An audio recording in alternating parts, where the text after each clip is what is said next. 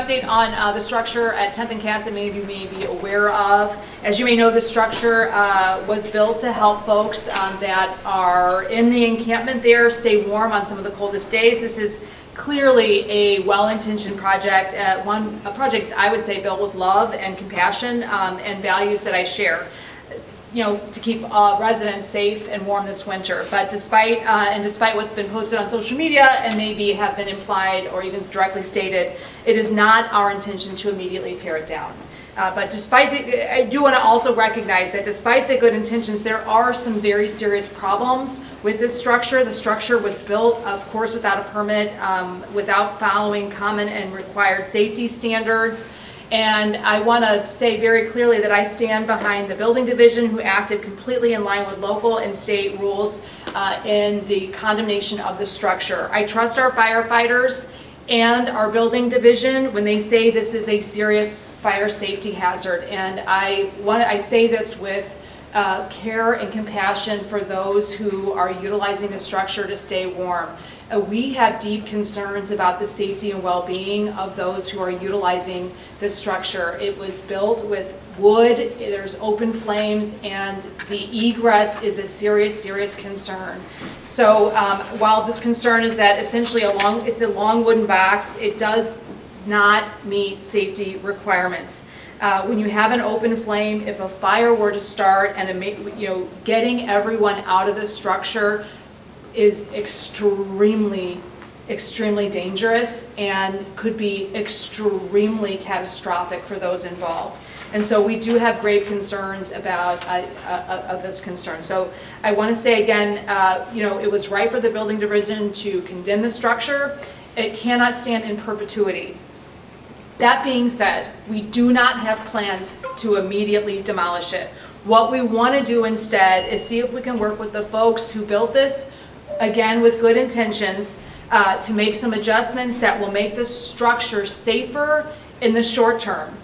As I stated, it's clear that it was built with good intentions and ones I share for people to stay warm, but I would rather work with this group so that we can go on and not use demolition as our first tool in the toolbox to rectify the very real and grave safety concerns associated with it. So to be clear, this is an illegal structure, and at some point it will have to come down because it is, as it currently stands, not safe. That being said, is our intention to try to move forward to reach out. I've instructed and we are working with the building division to work out with the person and the group involved in constructing it to see if we can make some safety improvements. This winter, I also want to say I'm incredibly proud of the work that we have done to invest in our unhoused population. We invested an unprecedented $13.7 million as a city in helping folks stay warm this year. We launched a new Code Blue protocol, and we are operationalizing how we are responding to cold weather. And this is incredibly important, particularly on the coldest nights. Last night we had 350 emergency beds available, 400 year-round shelter beds available, and we offer transportation to shelter. This is a new service for our unhoused population, and one that I am incredibly proud of our team for mobilizing as quickly as we were able to do this year. We now have capacity of 600 on our coldest nights. There is even a shelter less than a half a mile from this encampment, and we know that there are challenges with leaving belongings, but we are doing everything we can to make shelter available. And again, I want to say, our unified command structure, that organization, we meet frequently, including this morning. This is operationalizing how we're responding to the coldest nights. And again, our recognition that this structure is very unsafe comes from a place of wanting to make sure that our residents are not only warm, but are safe during the coldest nights. And that is where we're coming from here. The mayor just pointed a few of them out. Reviewing the video and the visual inspection of the structure, the building division had the following concerns: the constructions, The construction of the structure is unclear. Without proper documentation submitted to the building division, there are concerns of integrity of the structure. It is unclear how the building is anchored. Without proper anchoring, there is a concern of potential collapse of the structure. The structure lacks the proper infrastructure required by ordinance, including water, power, and waste. Proper exits, like the mayor had mentioned, egress, are a major concern. The need for proper safety alert devices, including CO2 detectors and smoke alarms, are needed. Major concerns, again, are open flames, which could spread. And we had an issue there before where we lost an individual due to a fire. And then straight line winds. The winds in these past few months have been really bad. So those are major concerns with this structure, not knowing how safe it is that this structure coming down and creating a major disaster for us. I mean, quite frankly, we are, the safety of the citizens of St. Louis is my priority here as Public Safety Director. Our priority here is preventing loss of life, and so the balance, we understand people need to stay warm, but just looking at this structure, it really is a pretty big hazard, and we want to make sure that we're balancing the best way to protect and prevent loss of life. We'll take questions on that here, but I also wanted to move into our second topic here, and that is eminent domain. I think we've seen a little bit about that already in the news. I'll say, vacant and deteriorating properties are not only demoralizing, but they have a real fiscal impact on the city of St. Louis and the surrounding residents and their well-being. So as a whole, so this, what we have initiated in moving forward with the eminent domain process, is the first step in reclaiming properties that have, quite frankly, languished for far too long. It sends a signal that St. Louis is serious about ensuring those who own properties in the city of St. Louis do right by our residents. It's extremely important to residents because we are restarting this process with 89 properties. We'll be reaching out to neighborhood groups like Jeff Vanderloo, who have been extremely vocal, very active, and very productive in their leadership in moving this forward, and we're going to be working with them to make sure that they're along with us to talk about how this will work. Again, this is the first step in a very important process of revitalizing North St. Louis. And with that, I want to recognize Alderman Rasheen Aldrich in his leadership in the board bill that authorized this, and St. Louis Development Corporation, Otis Williams, and SLDC's leadership in moving this forward. Turn it over to Otis for a few comments. Well, I'm available to answer any questions. The comments that I would make are that we are restarting our process.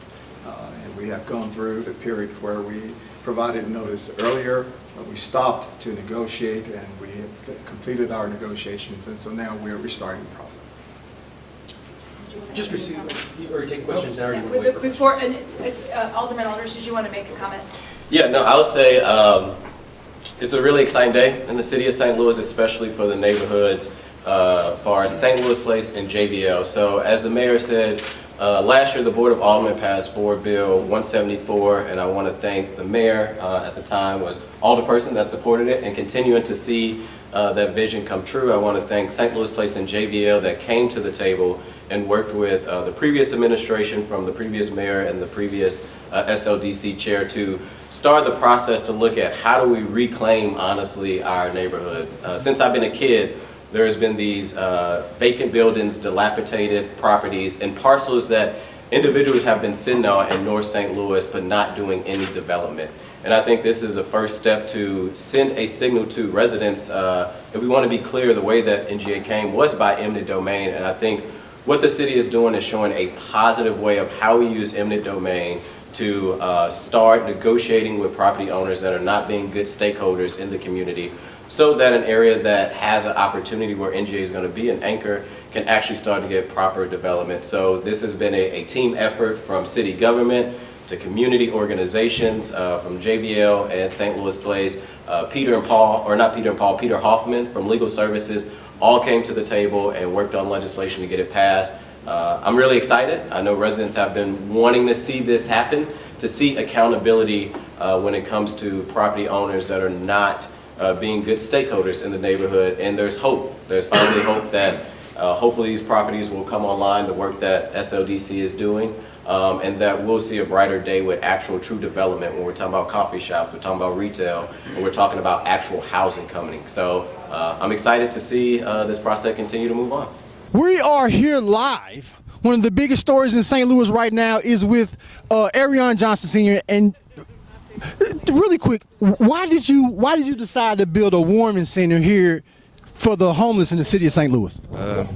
It's needed. The mayor won't do it. I mean, I'm trying to do the works of Jesus, you know. But it's needed. I don't want nobody to die out there. I don't want nobody to die. And we're doing a report about the person. Like, if you lived your whole life, you did all that stuff in life, and then you died just from freezing to death, like, what was the people around you at? And so I'm an Eagle Scout. I'm a military veteran. There's definitely been times in my life when I haven't had water in my dwelling. I haven't had heat in my dwelling. One of the biggest reasons, and the dwelling is right behind us, folks. But one thing about somebody who's cold, I'll take anything. You know, and we just left the mayor's office. The mayor, and don't get me wrong, there's no running water in it. There's some electricity in it. A lot of the cabins that it's called glamping. You don't put water, toilets, HVAC. That's an extra $10,000 in a structure when really all you need is a structure. So going back to the homeless, and guess what? This gentleman did the tiny home project with how many youth? We served over like 200 youth since last year, but the program you talking about, during the summertime, we had 66 youth. 66 youth, and this gentleman came, the tornado that everybody in the whole country knows about. One of the biggest thing is, you know, the city is trying to put stuff together, but we got guys, contractors like this who say, you know what, I got to take this upon myself to come out and do something. Why did you, during the tornado, say, I got to do something?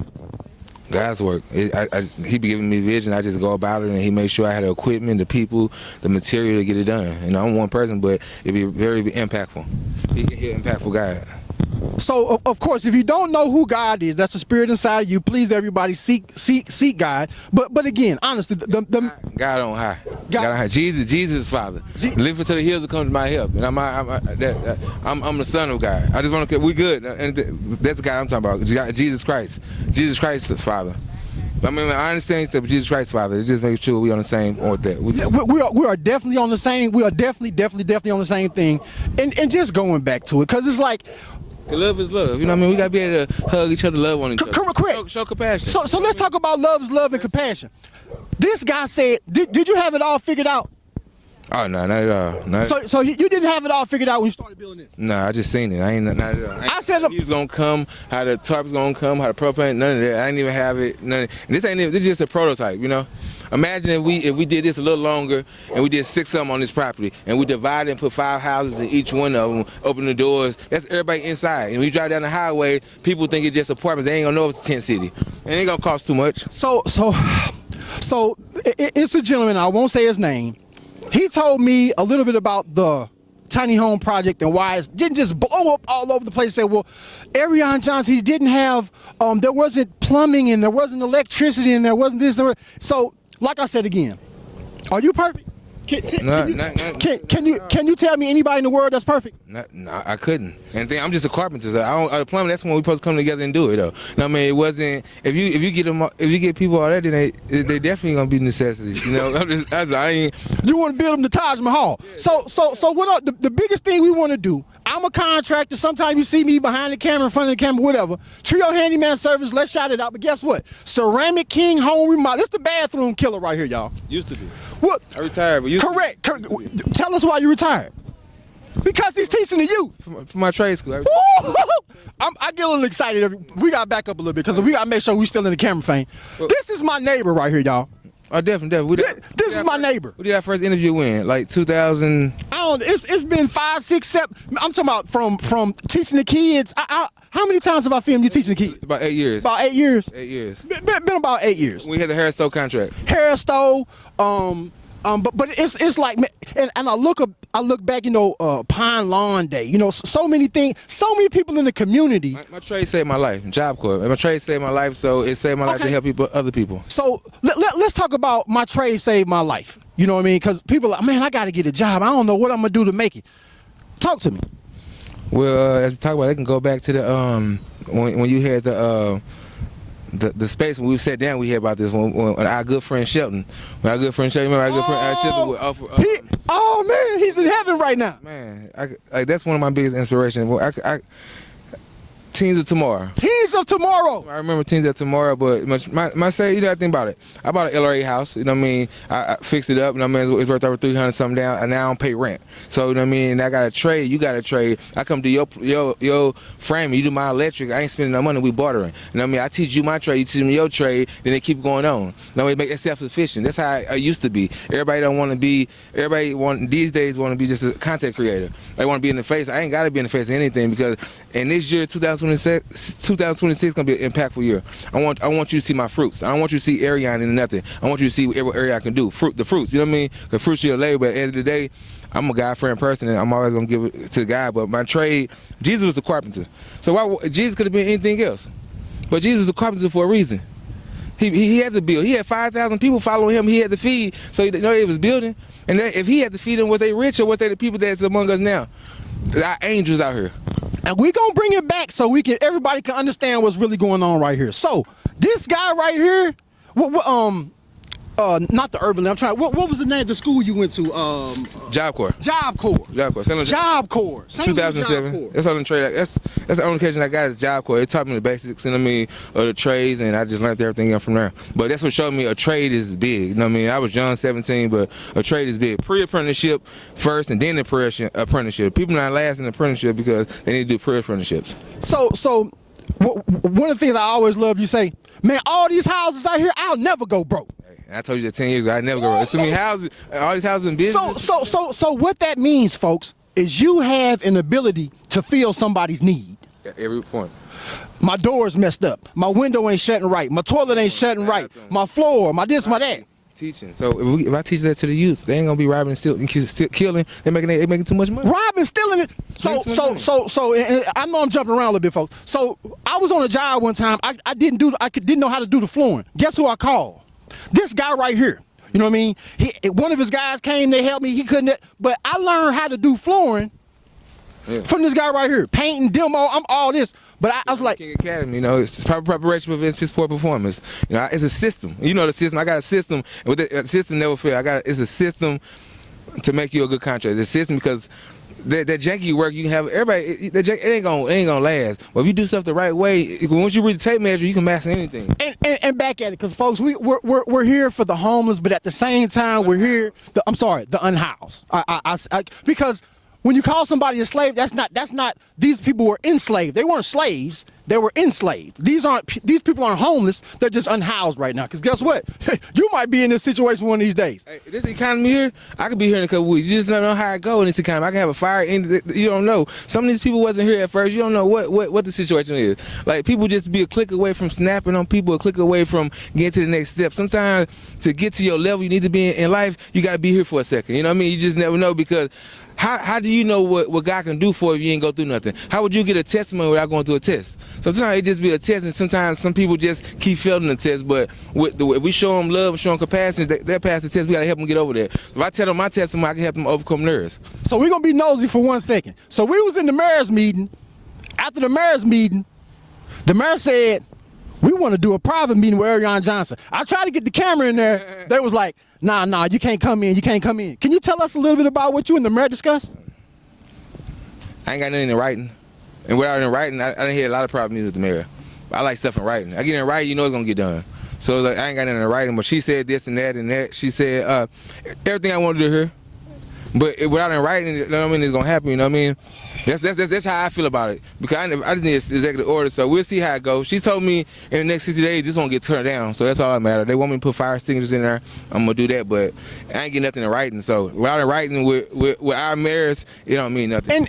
And like I said, I don't want to tell everybody where I be getting my information from, but even with the tiny homes, they say, hey, if he need to have this done, he need to have that done. Well, look, elected officials, we are the contractors out here fighting, working our butt off, and we're using our own funds. We need the SLDC funds. We need the federal funds that the federal government gave us to help us in our situation. But Us as contractors. That's the reason why it ain't because the funding. I mean, and even I just feel like us organizations out here can do it ourselves without the government, but we just so spread apart. One want to be this, one want to be that. Hey, I just make me the toenail. You ain't got to see me. I just want to be a part of it. We just want to. We got to unite to save our future. You know, if not, we're gonna be protesting, begging like they was all the time. That shit don't get you nowhere. I don't like protesting. I don't think it gets nowhere. Me personally, yeah, you making noise, but if somebody got an agenda, they're gonna stick to their agenda. You sit together, show them you can do it without them. They gonna come and do it. You know what I mean? You see, one person come, people came and brought it, so it's like we just gotta be bold these days. You know what I mean? I'd rather say I'm sorry than ask for permission, because I know when I ask for permission, you don't give it to me. Well, guess what, folks? We got Erion Johnson Sr. Guess what? He's out here teaching the youth. Ooh! So, again, stay tuned. Help everybody. Peace.